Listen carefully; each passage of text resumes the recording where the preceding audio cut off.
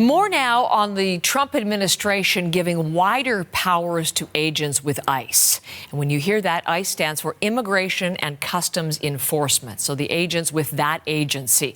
And as we've been reporting, Donald Trump promises to deport as many as 11 million undocumented migrants. These wider powers would allow agents to make arrests inside schools and churches. Trump's border czar, Tom Homan, says right now arrests are underway, targeting migrants with criminal charges or convictions. But Homan is warning others, even children can be swept up when those targeted arrests are made. When we find him, he may be with others. Others that don't have a criminal conviction but are in the country illegally, they will be arrested too, because we're not going to strike. And this is a difference between the last administration and this administration. ICE is going to enforce the immigration law. There's nothing in the INA, the Immigration Nationality Act, says you got to be convicted of a serious crime in order to be removed from this country. So there's going to be more collateral arrests in sanctuary cities because they forced us to go in the community and find the guy we're looking for. So let us bring you more analysis of this. Antonio Gutierrez joins us now. They are the strategic coordinator for organized communities against deportations. And Antonio has been living in Chicago for 24 years, an undocumented immigrant themselves. In Chicago, we say good morning, Antonio. Welcome to our program. Hi, good morning, Heather. Thank you for having me. We've been waiting for any sort of activity this week, and targeting, we understood Chicago would be among the first. Have you had any news of anything happening or anything imminent? Yeah, ultimately we have not been able to confirm any activity in Chicago over the last 2 days.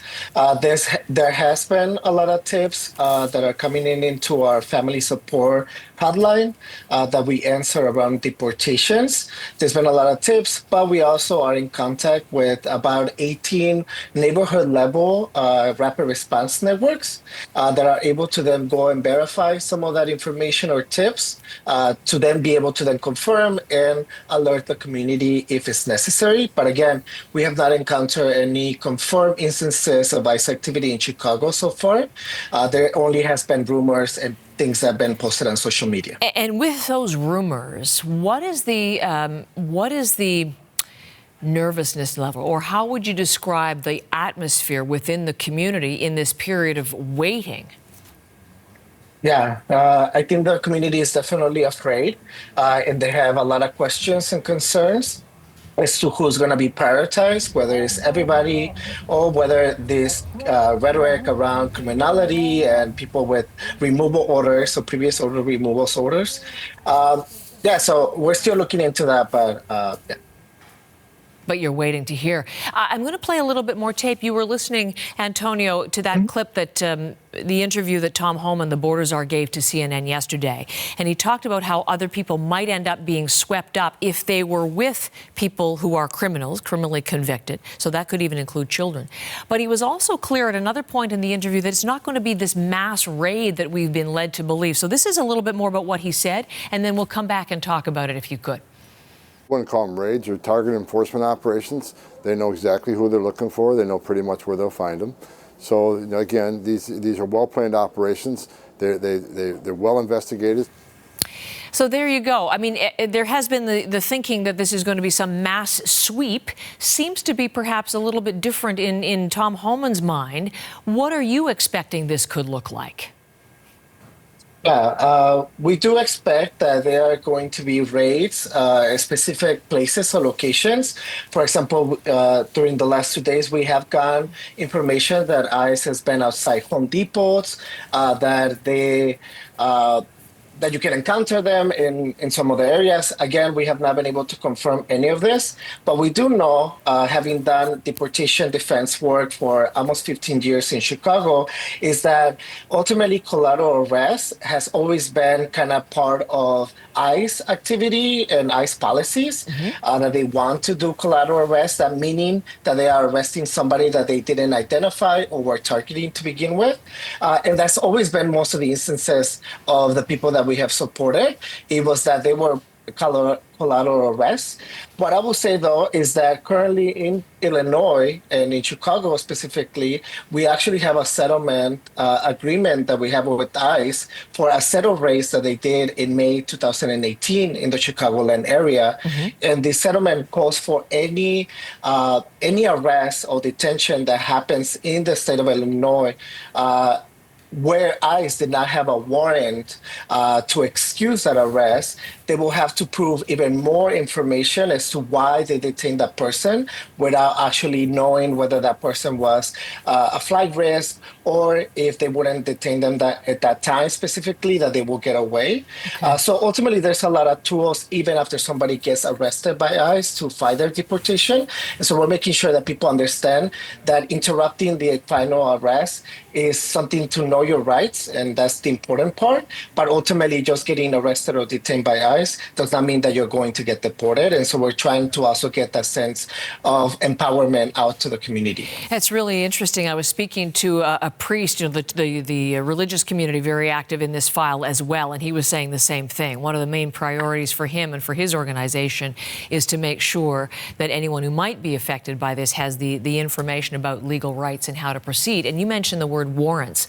I think they come into play even more importantly now because of what we learned yesterday. In this executive order, ICE officers will be able to arrest suspects in churches and in schools. And going back to 2011, that's not been allowed. It's been a long-time policy not to allow that kind of arrest in what had been called sensitive areas. So that looks to change under the Trump administration. What does it change for you if officers can go into churches and schools now?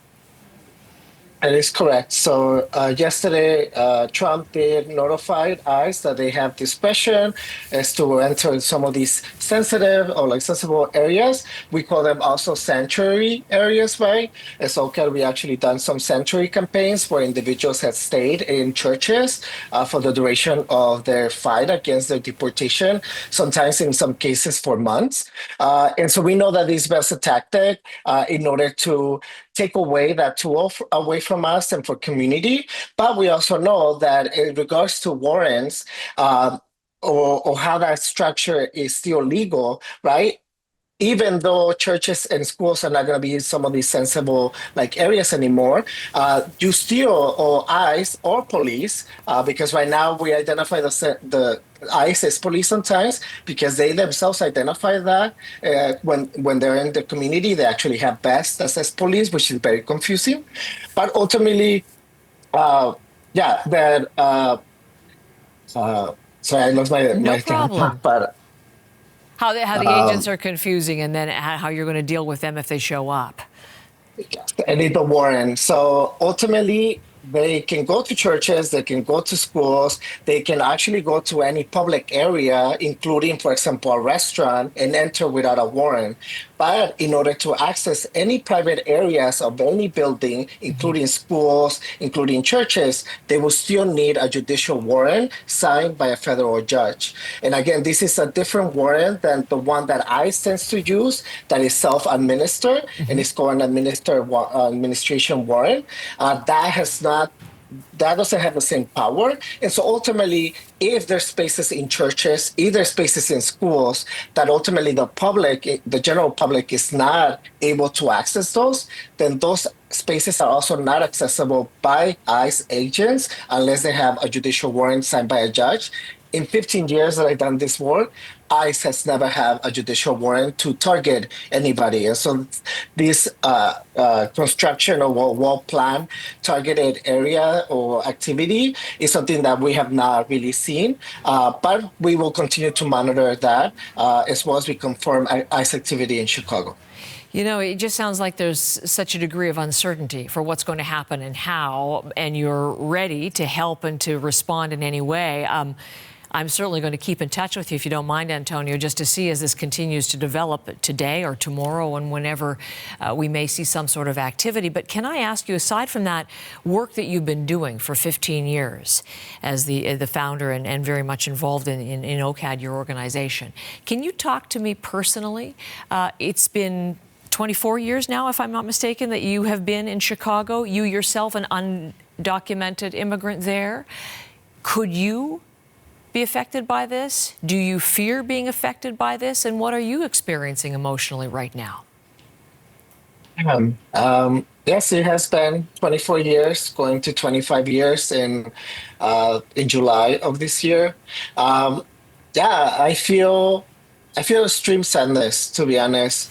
I feel extreme sadness uh, that people will pass uh, policies and laws like the Lincoln Riley Act that right now the U.S. Congress is considering it and taking away dual processing rights from undocumented people.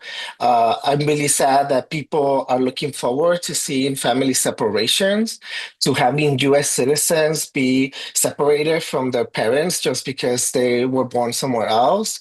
The aspect of taking the citizenship right of those kids just because of their parents being undocumented, regardless of being born in U.S. soil.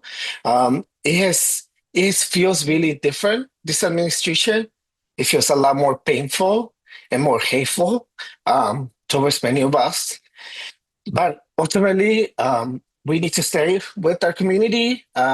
I know that people like me can be targeted. Yes, I've been here for 24 years, but the reason why I have not been able to access or get some kind of relief for my immigration status is because I was also criminalized. I have a driving under the influence arrest or DUI, but I have been very vocal since I've been organizing. And because of that, even though it happened 13 years ago, I now have a license again. I can drive. I paid my dues with my society about the mistake that I made. But that mistake continues to follow me. And I know that it makes me a very big target, not only because I've been criminalized before, but also as a leader of the immigrant rights movement. We saw organizers be targeted by the first Trump administration, and we expect the same. And all we can do is to protect and be ready for Plan Bs and worst case scenarios and knowing our rights, right? Because even that information is necessary for me to know to hopefully avoid getting arrested. It is an emotional time, as we hear so clearly as you speak to me, Antonio. I thank you for this conversation.